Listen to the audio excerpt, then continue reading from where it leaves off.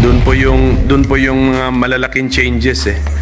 But admittedly, even the Senate committee level for the office of the secretary is higher than what the executive proposed, Mr. President, by, if I'm not mistaken,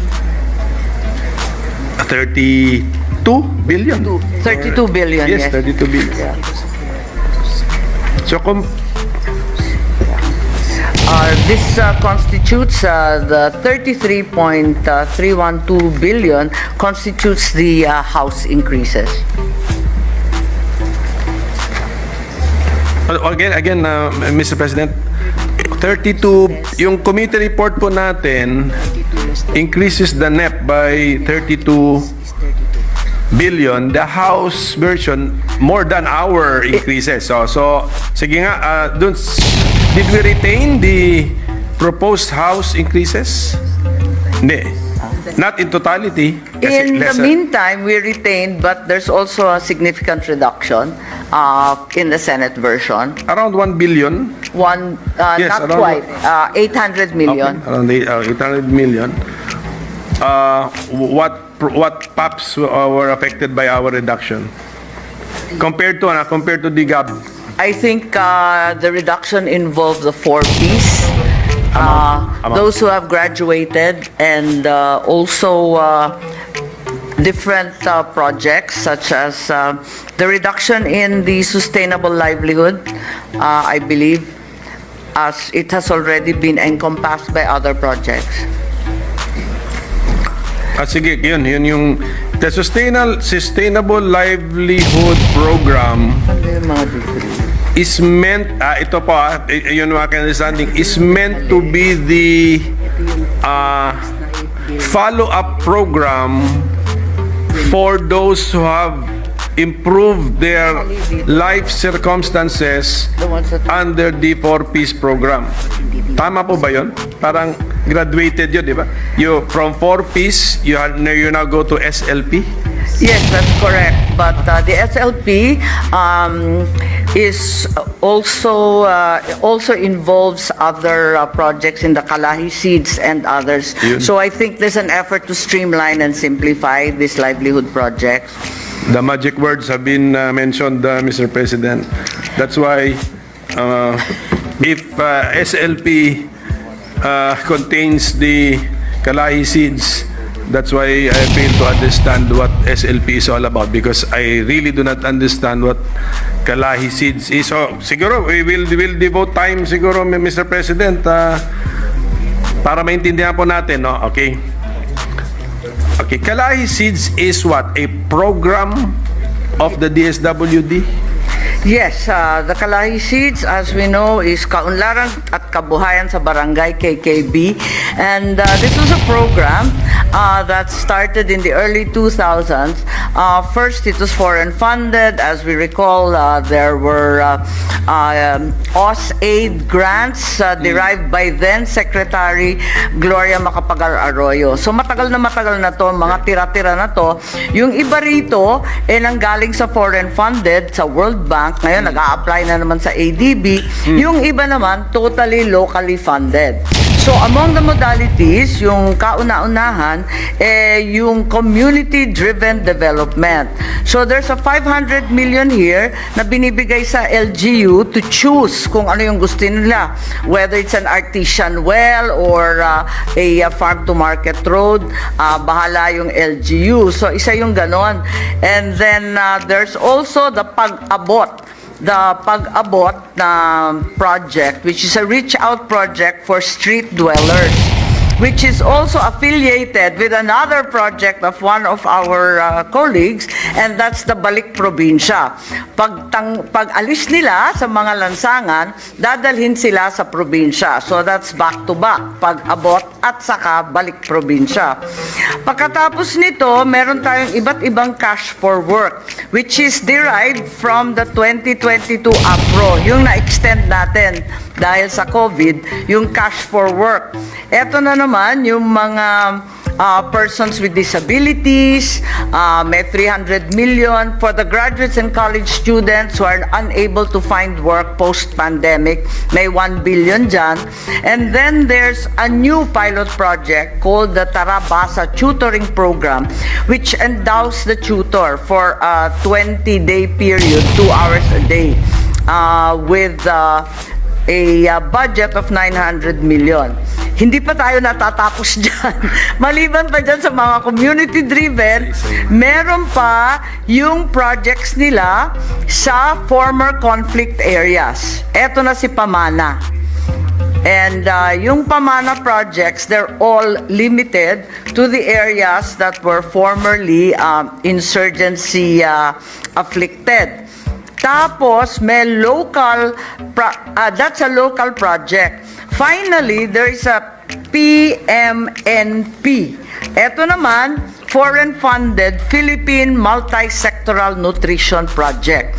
Kasama na naman dyan yung supplemental feeding, pero ito yung foreign component. So labo-labo po to.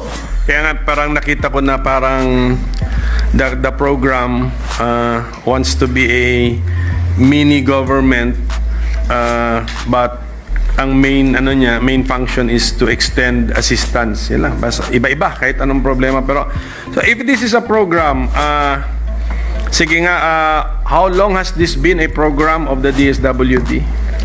Huwag na muna natin pag-usapan yung components of the program, but as a program. I believe that this has been going on for over 20 years, because I recall that Can we have the year? I think the DSWD should know the year.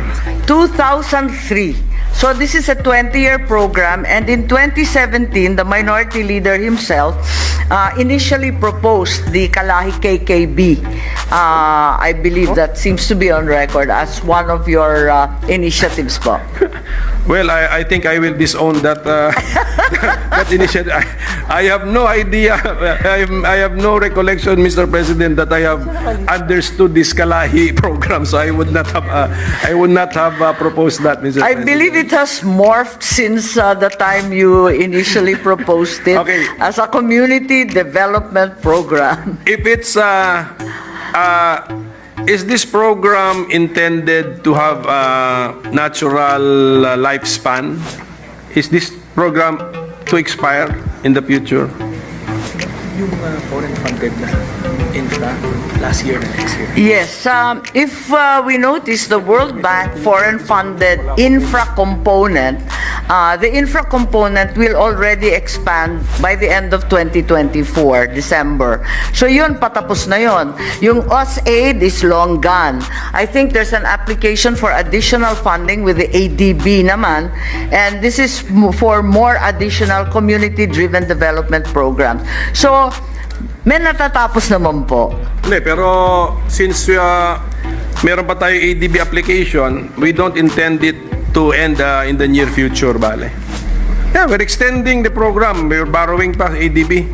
Yun po. Mag-exploratory pa lang yan. These are exploratory talks. There's nothing firm yet.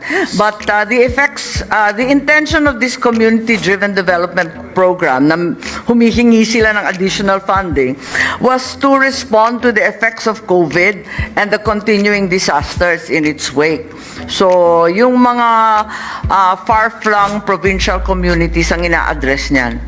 Does this, since this looks like it's a very important program of the DSWD and also well-funded and it has a large budgetary impact, meron naman siguro kayong comprehensive brochure about this program? Sige nga, pag-aralan, pag kailangan po yata to talaga Yes, I've upuan, opo, Mr. President. Yes, tama po si Minority Leader. Actually, I compelled them to list all the different modalities, since there seem to be so many different forms and shapes of this program. Essentially, I believe this has been work in progress. Every time there's some kind of an emergency, a program is birthed from the disaster, the epidemic, and all other calamities. Sige po, sige. But since we're talking about the budget, sige, para po na maintindihan po natin, no? The budget for the Office of the Secretary in the committee report, 241.8 billion. Okay, how much of this would be under the Kalahi Seeds program? It's 2.9. It's 2.9. Originally 3.82. It's now 2.934 billion. Okay, 2.9 billion pesos. Of that, 241 is for the Kalahi Seeds program. And this is the 2.9 are the locally generated funds. May foreign component pa ito? Wala. That's already our share. That's the breakdown I read earlier among the different projects like the Pag-abot, Balik Probinsya, Cash for Work, etc. That's all locally funded. Loan proceeds to be devoted to Kalahi. Magkano? Yes. There's only one loan left. I think that's a 3.7 billion Okay. for additional financing of the post-COVID loan. Additional finance. And our counterpart and payment is contained in the unprogrammed section. So that's Yes, how much doon? the loan proceeds is Yes, it's 3.7 billion. Yes, okay. Sir. Unprogrammed po ito?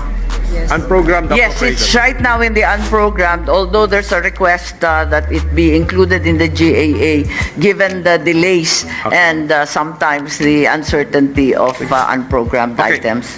If this item in the unprogrammed appropriations to the tune of 3.7 billion, should it be released? Okay, may possibility naman ma-release yun. Oo naman. So, I will add this to the 2.9 billion. So, 6.6 billion ang ating Altogether. budget for Kalay Seeds. Yes, Klaro? 2.9 plus 3.7. Sige.